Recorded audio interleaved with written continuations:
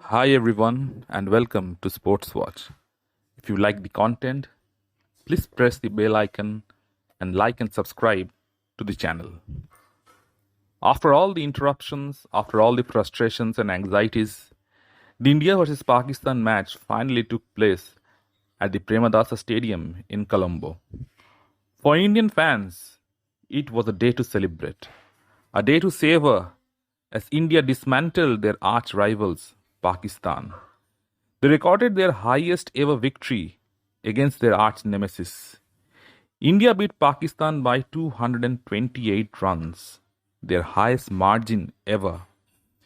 It was thrashing of the highest order, and it quickly brought the Pakistanis down to earth. There was much talk about how the most lethal bowling lineup in recent times, Pakistan, are going to destroy the Indian batting lineup. How the Indians can't play him. Well, all those hopes came crashing down as the Indian batting lineup finally clicked and the Pakistani bowlers had no place to hide. Play resumed at 147 for 2 and KL Rahul and Virat Kohli looked determined to make a statement. KL Rahul, who was returning after a long injury layoff, looked particularly impressive. He was initially the aggressor, while Virat Kohli, at the other end, was the accumulator.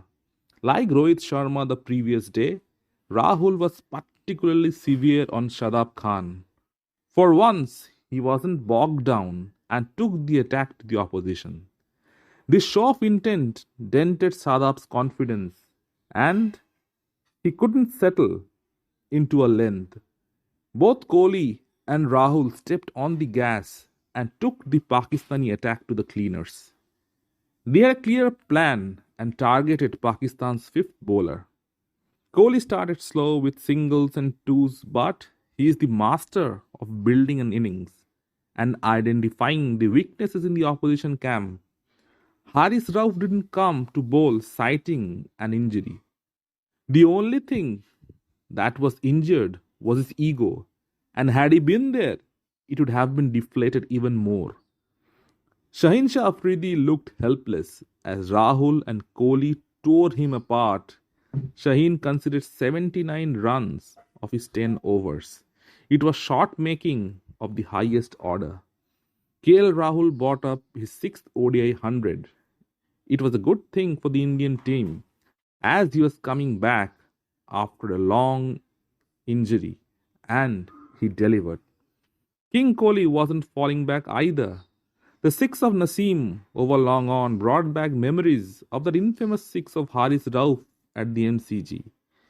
Virat Kohli brought up his 47th ODI 100, his fourth consecutive 100 at the Premadasa Stadium in Colombo, and his third against Pakistan. He also became the quickest player to score 13,000 runs as well. Against Pakistan, Virat Kohli always seems to rise to the occasion and deliver his best performance. The last ball six of Fahim Ashraf capped off what was a perfect batting display from Team India. With 356 for 2, their highest ever total against Pakistan, Team India looked certain of victory. The only thing that would prevent that from happening was the rain. All eyes were now on Jasprit Bumrah, who was coming back from an injury. How would he bowl was the main concern for Team India. The answer was as satisfactory, as he kept on hitting the right areas and nicked off Imamul Haq with a beautiful outswinger. In walked Babar Azam, the number one ODI batsman in the world, and he looked all at sea against the swinging ball. Babar never got going, and Hardik Pandya, who was brought in first change, cleaned him up in his first over with a beautiful in-swinger. Things went downhill pretty quickly after that.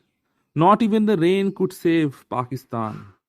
Kuldeep Yadav was brought into the attack, and the Pakistani batters looked clueless. Kuldeep picked 5 wickets for 25 runs, and Pakistan were dismissed 128. It was a meek surrender from the so called number one team in the world. India were rampant, ticked all the boxes, and most importantly, transferred the fear of the Pakistan bowlers back on them. It was a wake up call for Pakistan. If they can't pick up wickets up front, then against quality teams, they would be in for a long day.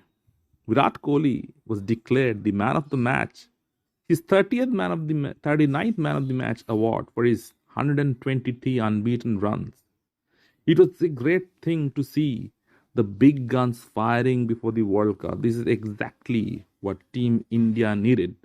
Now it's imperative that India carry on this momentum and don't let their guard down for the rest of the tournament. Let me know in the comment section what you feel, and if you like the content, please like, share and subscribe to the channel.